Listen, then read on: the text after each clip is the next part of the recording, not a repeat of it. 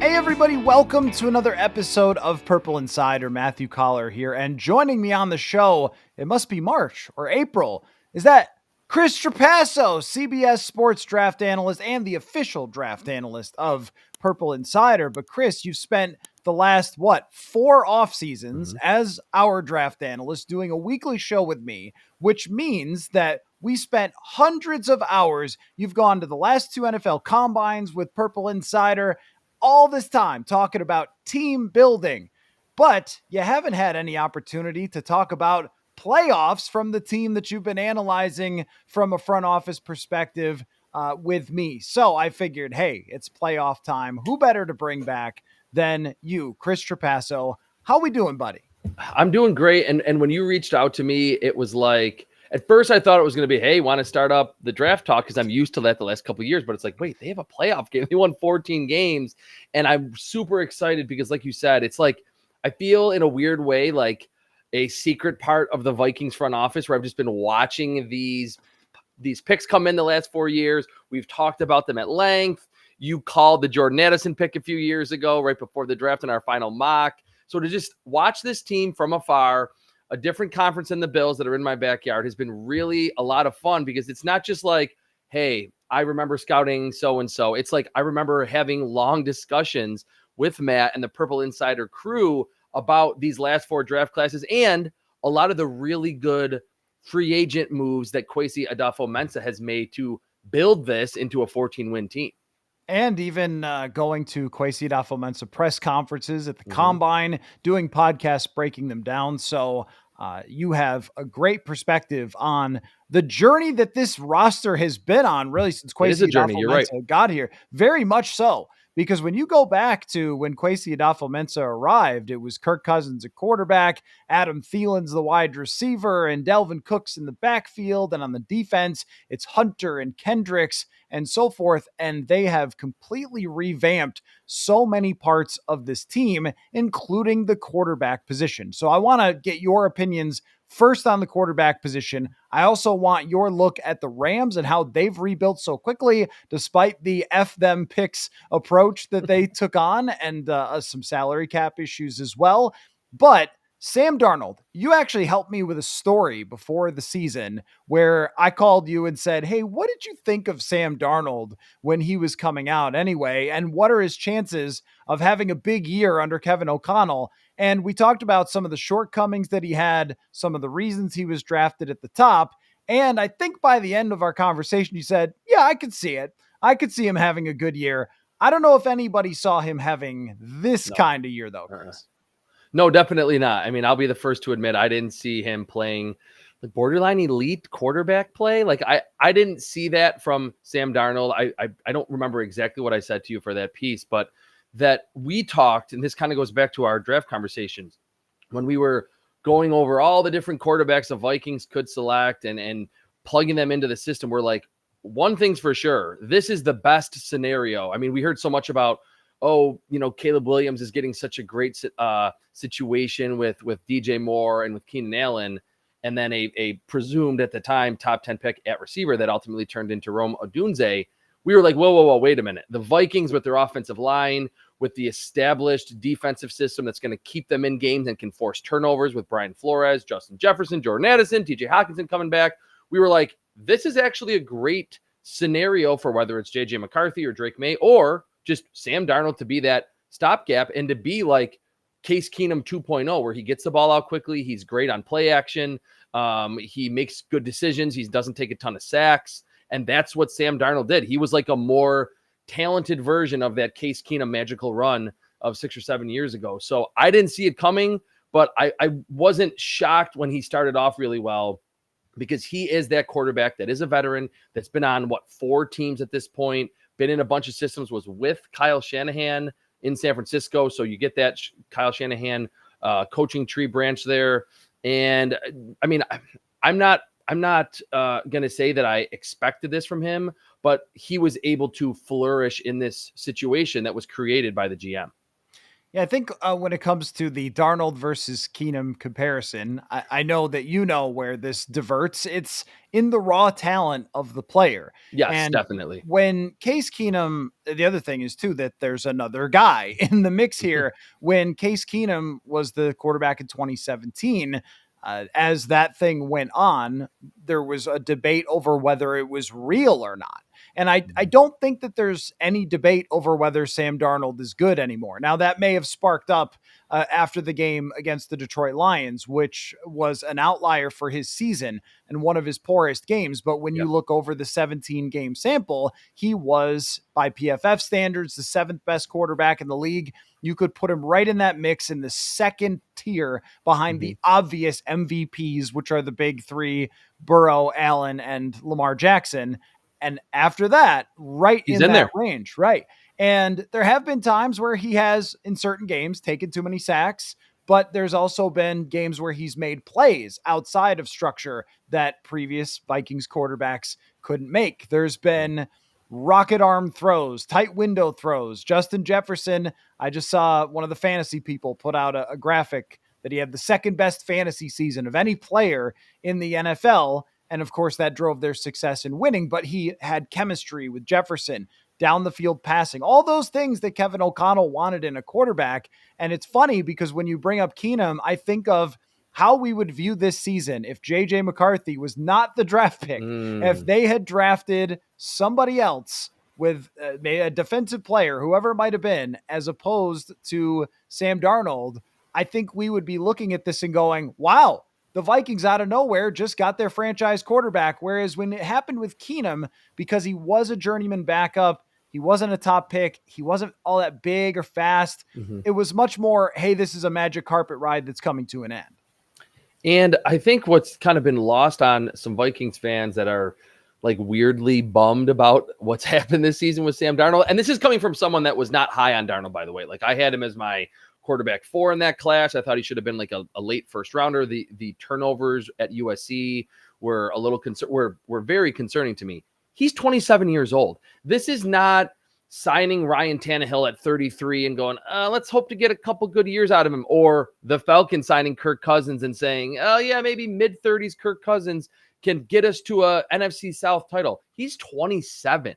So I remember that was one other key point, that in the 2018 draft, he was like the youngest. I believe he was like the youngest top 3 pick ever, or to start week 1 at the quarterback position. So he's not someone, yes, he's a journeyman, but Sam Darnold has that legitimate first round caliber talent, and he's been in a lot of places and is not way over the hill in terms of his athleticism and being out of his prime, so to speak, in the NFL. So do you think that from what you've seen this year, combined with what you know from Darnold's past and what you thought of him in the draft, they're all data points. It just Sure. depends on how much you weigh all those different data points. If he was to be the Vikings quarterback for next year, can he keep doing this? Would be the question. Because if they do bring him back for next season, the expectation will be very high for his performance. You're going to expect 35 touchdowns again. You're going to expect 4,000 yards again. So is that plausible for them to say to Sam Darnold, we're going to franchise tag you or short-term contract or whatever it's going to be, but you also have to go out then with Super Bowl expectations for next season? So here's where I land on this really, to me, fascinating Sam Darnold conversation is, and again, this is coming from someone that was not nearly as high on him as the Jets were in 2018. To answer your question, yes, I think he can. There's no reason, and he didn't show anything this year, even with that last game outlier, that makes me think, man, if he comes back, he's just going to regress and turn into, rookie year with the Jets, Sam Darnold. Now, having said that, if the Vikings say, you know what, you were great, we don't think you can do it again, we're going to turn to JJ McCarthy, okay, that's fine. Do I think if he goes to the Pittsburgh Steelers without good receivers and a bad offensive line, is he just going to be great and throw 35 touchdowns and 4,000 yards? No. I think the talent is there, and he is, I don't want to say totally scheme and situation dependent, and most quarterbacks are. It's hard to find those just totally transcendent types at the quarterback spot. But In another environment, I would feel much less encouraged by the chances of him doing it. In Minnesota, I mean, yeah, there's not a ton of youth on this roster in terms of, I mean, like you mentioned to me off air that they don't have a lot of players playing snaps on their rookie contracts, but Justin Jefferson's entering his prime. Jordan Addison will be going into year 3. Hawkinson is not 33 or 34 years old. You get Christian Darrisaw back, who's young. So in Minnesota, yes, I think Sam Darnold can come close to replicating what, like you mentioned, was a top 10 to top 7 quarterback season with the Vikings next year. I think the biggest thing you'd be looking for in that evaluation is, well, how much is going to change? And the answer is Exactly. Not much. not very much. And despite a lot of people's usage of overthecap.com, you can also bring in a new guard potentially to replace some of the troublesome guard play that they've had for this year. And you can do things in free agency still around a 1 year situation like that. But I think that that's probably the best approach here. And it may change with what happens against the Rams and in the playoffs. We don't know. We need to see the entire picture before we decide that. But I look at it as there doesn't need to be a rush, even if you still view JJ McCarthy as the franchise quarterback, which they have no reason not to. They loved what they saw in the offseason. He played extremely well in training camp and in the one preseason game, but it's also a way to split the difference of continuing to develop McCarthy so he's absolutely ready to play, maybe overly ready to play when he arrives on the scene, and then also continue to compete with this group for a Super Bowl with the quarterback that got you to 14 wins. Yeah, so 2 last things that I want to say on Darnold. Number one, just look right in the division. I mean, it seems obvious, although the situations are slightly different. Like the Packers didn't really rush Jordan Love onto the field. I know maybe people thought that they ended things a little bit too early with Aaron Rodgers, but really now we look back and say, nope, they cut it off right at about the perfect time. He wins the 2 MVPs back to back and then didn't play quite as well and then said, oh, hey, you're our, franchise savior for 20 years after Brett Favre, but we're just going to let you go now. And at that point, Jordan Love takes over. They have that 2023 draft where they draft Jaden Reed and Tucker Kraft and Luke Musgrave, and they have Romeo Doubs there. And they really are, like you're saying, Jordan Love was almost overly ready to be the starter at that point.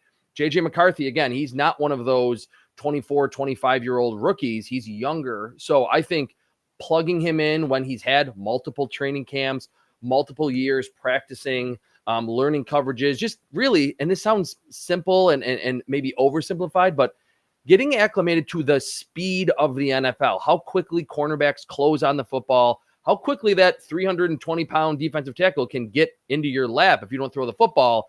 I don't think that would be a bad situation at all, and we never really see that quarterback redshirt season anymore. The 2 most recent ones that we've seen are Patrick Mahomes and Jordan Love, both of which have worked out really well. And those guys started ultimately and were injected as the full-time starter to really good teams that were ready to compete, that were playoff caliber teams.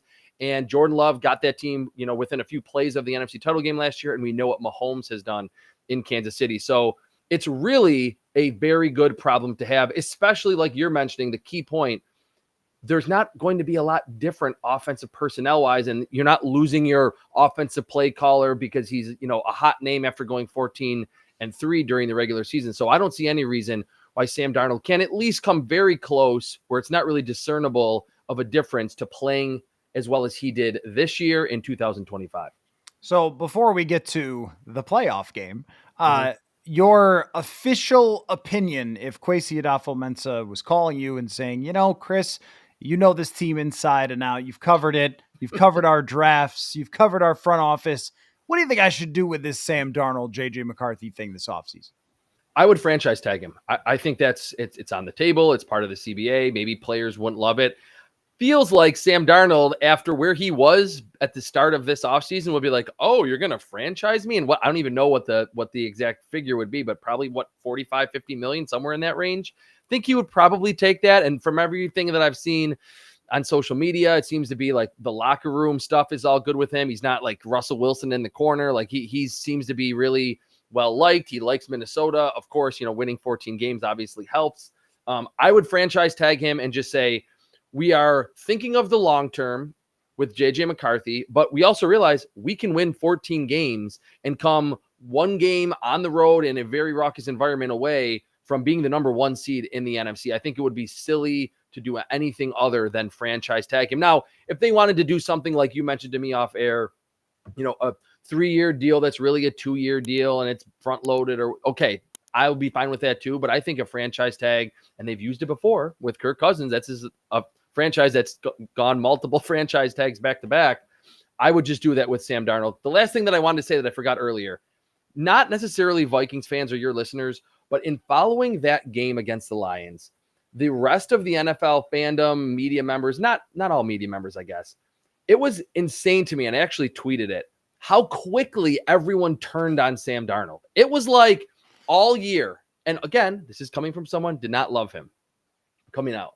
And it's hard to kind of break away from your draft opinions, but when a guy's playing well, you got to say it. I was sitting back like, man, all of a sudden in this system, Sam Darnold looks like the guy that we all thought, was the 3rd overall pick and was going to be great.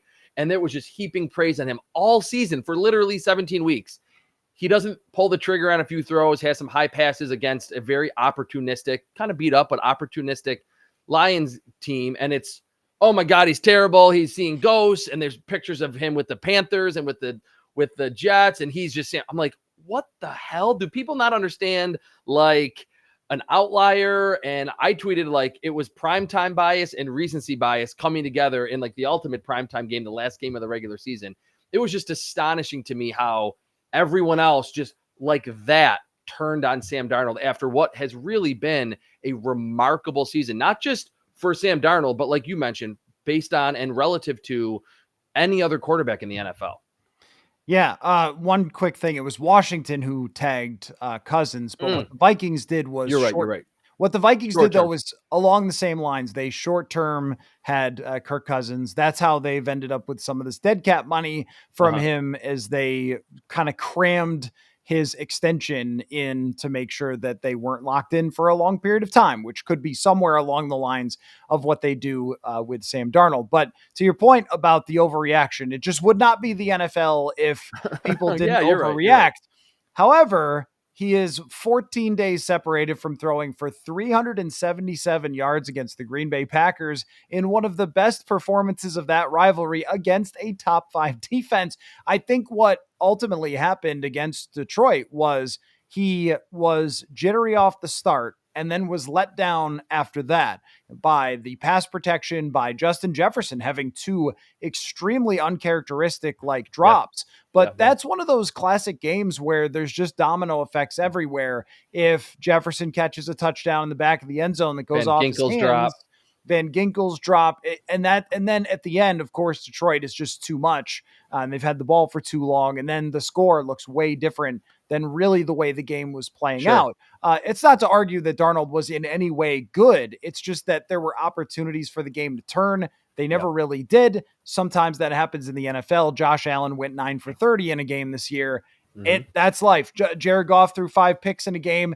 Darnold just picked the worst time to have, after winning 9 in a row, by the way, picks the worst time to have a lot of things go wrong against the best team in the NFL from start to finish in the league this year. So it is a high bar that's been set for Sam Darnold. Basically, if he's not just Patrick Mahomes all the time, then they should get rid of him, according to some folks. But it was crazy to watch.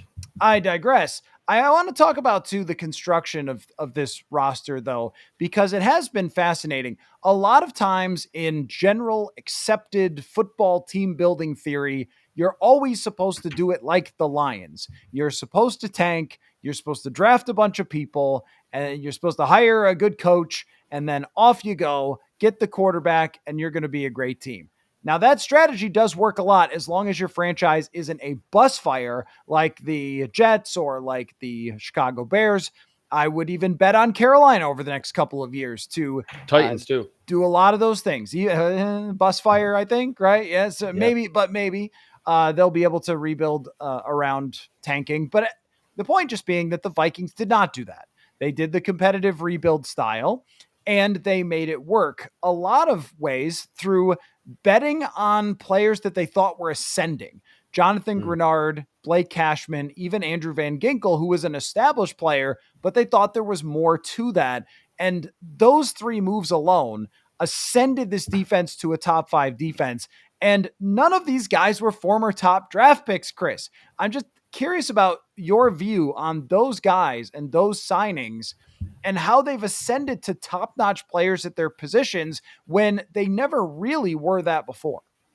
Yeah, so we talked so much about that competitive rebuild, I think, in each of the last 3 off seasons, and that I think, meeting with Kwesi at the exclusively at the combine with a few other beat reporters, that you came back to me and you're like, they're not trying to totally tear this thing down. They understand how important it is for job security to even just get to the playoffs in a year where you're not really expected to, and that was maybe 2022 where they went 11-0 in those 1-score games, had some crazy victories, and then ultimately lost to the Giants at home. But it's not a 3-14 stain on your resume. And you're right. People in this day and age are, if you're not going to be good, and we've talked about this, and have kind of leaned toward, if you're not going to win the Super Bowl, just tank, because that process, you get higher picks, you get more selections, you just get rid of everything. Kwesi, I think, is the executive of the year in the NFL, unless there's someone that's obvious that I'm missing, because he was able to remain competitive and, like you said, go from these household names that it can't be easy for a GM to say, I'm going to be the GM that's going to let Danielle Hunter go. Like you mentioned, previous guys like Eric Kendricks and Dalvin Cook, and I'm going to bring in a lot of players that Vikings fans are going to say, who's Andrew Van Ginkel and Jonathan Grenard? And whether it's just he has a great algorithm for, a model to predict these guys out of the draft, or he's in lockstep with his coordinators and his head coach, which I think that's probably key as well, to find the right pieces for Brian Flores' defense. It was transcendent for this defense to kind of go 2 for 1 and say, all right, we know Danielle Hunter is going to be good in Houston, but we're going to let him go.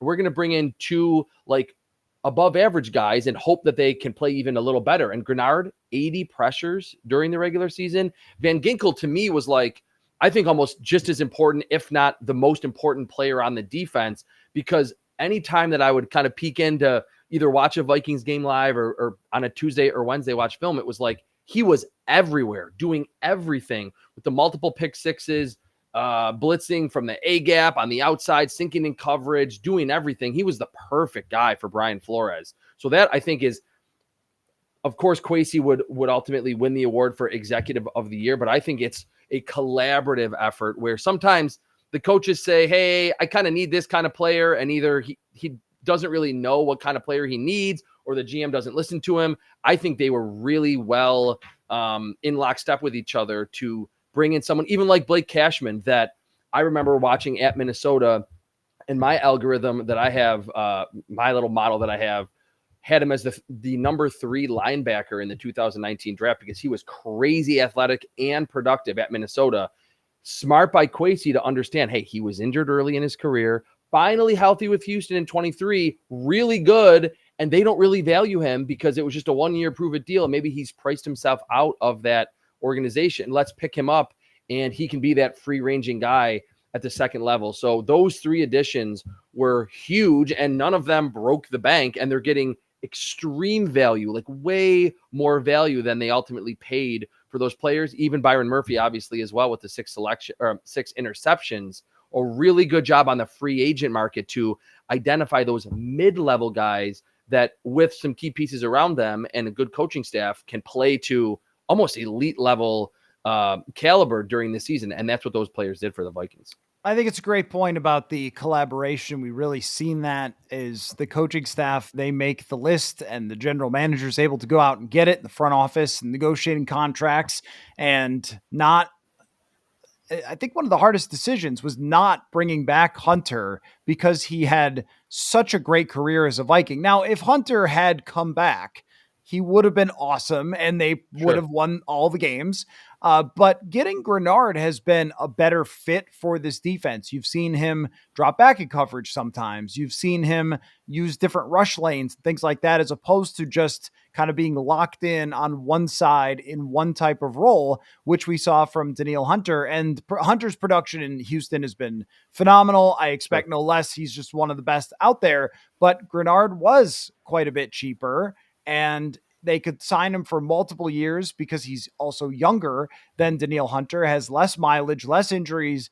And then to see him ascend like this, I think that's the bet that they were trying to make. Is the last couple of years, Grenard had been kind of coming along in Houston. And then they also understood the type of person he is, the work ethic that he has, the drive, the myriad of pass rush moves and things like that. I think it kind of all had to be seen ahead of time that there was a possibility he ascended.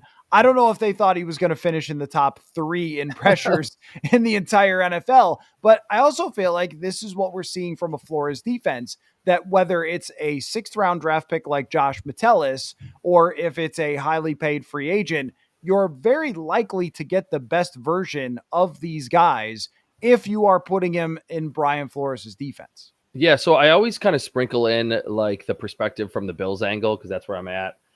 This is very similar to what Brandon Beane did in like the early stages of the Josh Allen era. That, I mean, yes, they traded for Stephon Diggs. It cost them a 1st-round pick. They paid him big money. But like the Micah Hydes and the Jordan Poyers and the John Browns and the Cole Beasleys, it was always like you're going to just be super cheap and sign a bunch of bargain bin guys or do the big ticket item, when it feels like the smartest GMs in the league find those mid-tier players and they diversify. Like, you're right, Danielle Hunter probably would have had 70, 80, 90 pressures with the Vikings this year. But if I think Kwesi thought, and probably after talking with Brian Flores, would you rather have Danielle Hunter that's a little bit more static, he's not going to move around much, be awesome, or would you have someone that might get about 90% of that production and Andrew Van Ginkel, and maybe give us a little more leeway to sign Blake Cashman?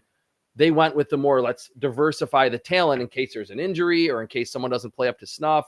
Then you have other fallback options. And I think that was a smarter way of doing it. It's what the Bills have done.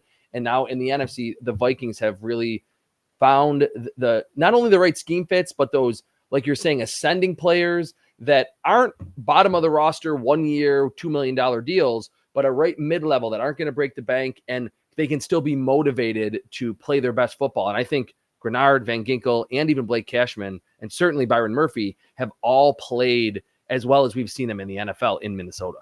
Now, there is an interesting dynamic in this playoff game between 2 of the highest picked edge rushers in the NFL this year. Jared Verse has turned into an instant star with the Los Angeles Rams. We mentioned those pressure numbers. Well, his name is up there among the best in the NFL, whereas with Dallas Turner, and you'll have to let me know what you thought coming out, because I don't think either one of us saw it coming that they would want to turn Dallas Turner into more of an Andrew Van Ginkel type of player. Yeah, me neither. In his role.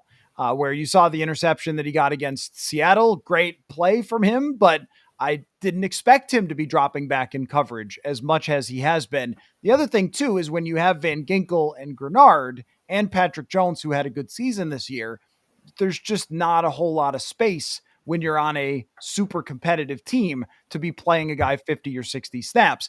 That said, I also think that Dallas Turner is not there yet. Like, as a pass rusher, you see him get eliminated easily too many times by tackles because I don't think that his body has fully developed yet, whereas Jared Verse is 3 years older than Dallas Turner. But I think there's got to be some people saying, why didn't you draft Jared Verse, which we always do after the fact. Yeah, your last point there is why I bring up, and we talk so much about age during the pre-draft process, that it's athleticism and what's their RAS and how many pressures and this and that. That's a gigantic difference. 3 years difference, where when Jared Verse was 21, he was on SUNY Albany and was not even on Florida State yet. And you're asking Dallas Turner to try to beat Penei Sewell around the corner. Like, it's just a different part of their career arcs. Now, I am a little surprised that they've kind of asked him to play that Andrew Van Ginkel role, but I think it's because, like you mentioned and is spot on to me. His body's just not there yet. He can't really set the edge. He was good at Alabama setting the edge and getting off blocks, but even going from the SEC to the NFL, it's a different animal. So I think in time, we'll see him more in that Jonathan Grenard role that will still, if Brian Flores is still the coordinator or they keep his system, if he moves on and gets a head coaching gig, that they'll still utilize it, Dallas Turner and Jonathan Grenard dropping back in coverage, but it'll be more of a traditional edge rusher role. Now, what's funny about everything that you mentioned, and it's spot on, like maybe Kwesi was like, oh, I didn't know we were going to be this good, because if we were really like win now, Jared Verse, if you're just looking at these prospects, and it was a good edge rusher class, Jared Verse was clearly way stronger. The speed to power conversion was there. I thought he kind of reminded me of Khalil Mack. There were a lot of those comparisons rolling around, and those were like seniors that were, very much experienced, had played a lot of football, and had an NFL frame. So I think that was another pick, similar to the J.J. McCarthy selection, that was really more long-term in mind than let's try to win right now. But again, when you bring in two players on the edge in free agency that are ready to go in Van Ginkel and Grenard, you don't need Dallas Turner to be this 75 pressure rookie, just like the Vikings clearly did not need J.J. McCarthy to win 14 games. Folks, it's a wonderful time of year in football, and there's a perfect dad hack that I want to tell you about that will get your kid to love Minnesota football the way that you do. It is called Future Fan Sports. At Christmas time, I gave this to one of my friends, and it worked like a charm. Future Fans helps little kids become big football fans by embedding the rules of football into parallel games and activities that make it very easy for a kid to understand. You get a box full of different games and a playbook that guides you along. For example, instead of trying to explain downs, they have a beanbag toss game with things like 4 tries or 6 points for a touchdown. All those things connect to a storybook that guides the entire Future Fan experience. The playbook also has lots of different mini games like word searches and bingo, where you check off all the different things that happen in a football game. It's only $49.99 at futurefans.com, and you can use the code PURPLE to get 10% off. That's futurefans.com, code PURPLE, and unlock a lifetime of memories together. Okay, so where does Jared Verse fit within this defensive line of the Rams? Because I think if the Vikings have a biggest concern, especially the way they struggled to block for Sam Darnold, it's by far the Rams D-line. But if you had told me when Aaron Donald retired that I would be talking about being afraid of the Rams D-line, I would have said, I don't think so, man, not without Aaron Donald. And yet they have found a way to create, I think, one of the more dangerous lines in the league. And a lot of that has been through the draft. Yeah. And for as funny as it was to watch the Rams, and this is coming from a draft analyst, like win a Super Bowl with the F them picks philosophy, what always was behind that, and I think Jordan Rodriguez did a great job with her podcast this summer talking about that she talked with Les Snead and Sean McVay, and it was, we weren't really using any first round picks for like 7 years, but like to draft a Puka Nacua, and then along the defensive line, Kobe Turner in the 3rd round, who was the runner up to the defensive rookie of the year, to Will Anderson last year, Braden Fisk, who's really ferocious upfield rusher next to him, and then Jared Verse in the back end of the first.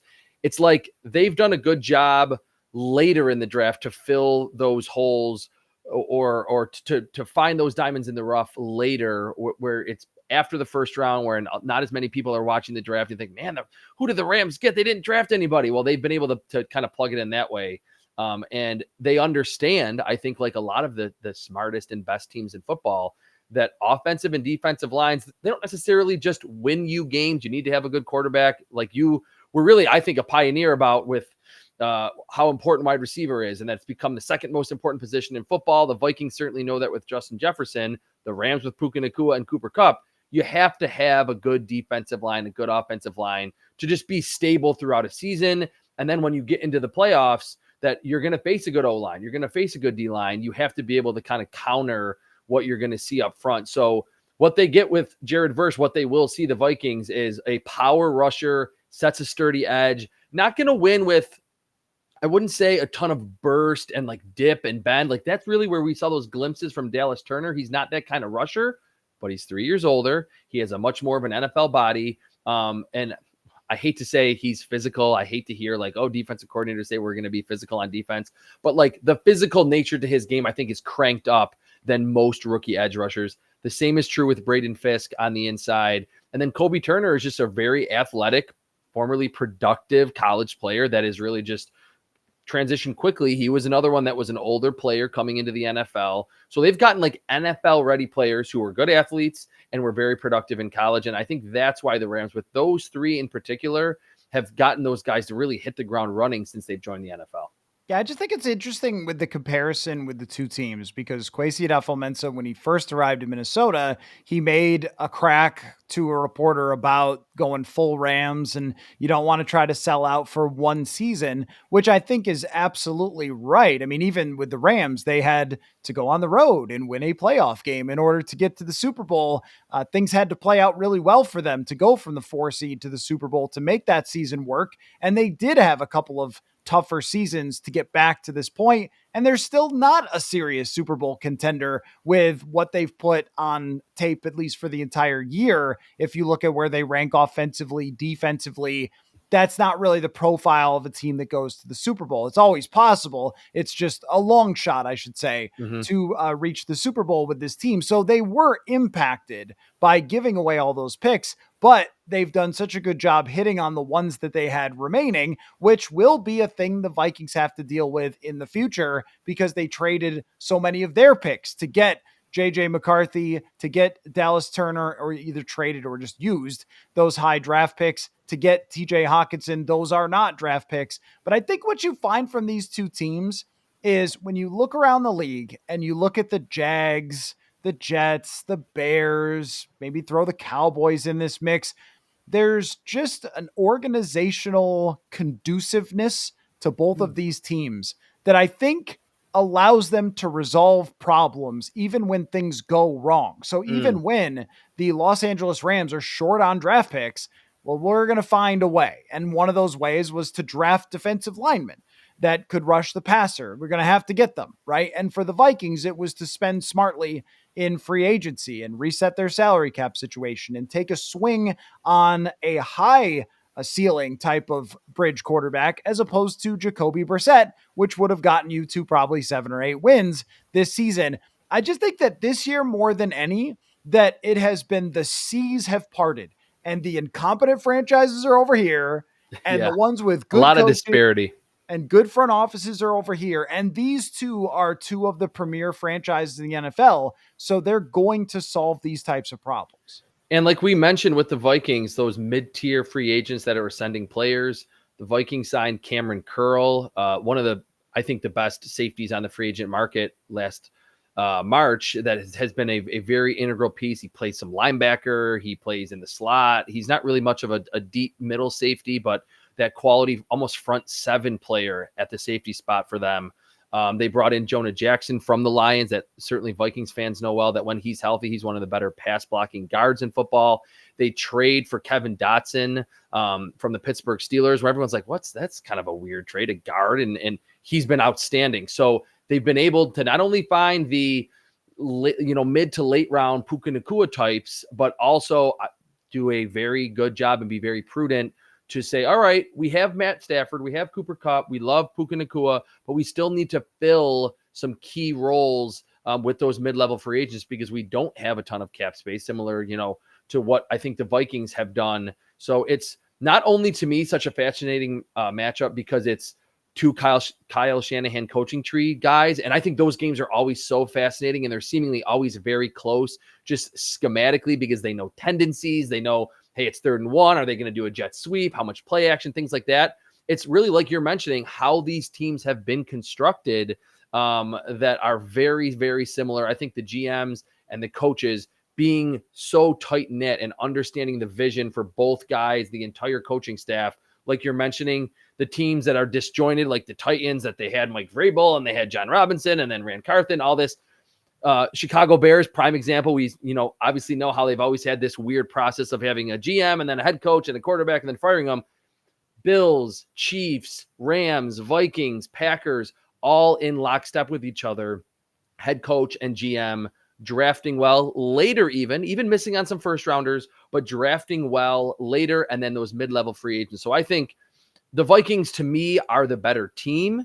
The Rams, I think, are a little bit or are very much susceptible in their secondary, where if you can block that formidable trio up front, there are some big plays to be made down the field, and they probably would like to draft a corner in April or sign a big name corner after losing Jalen Ramsey.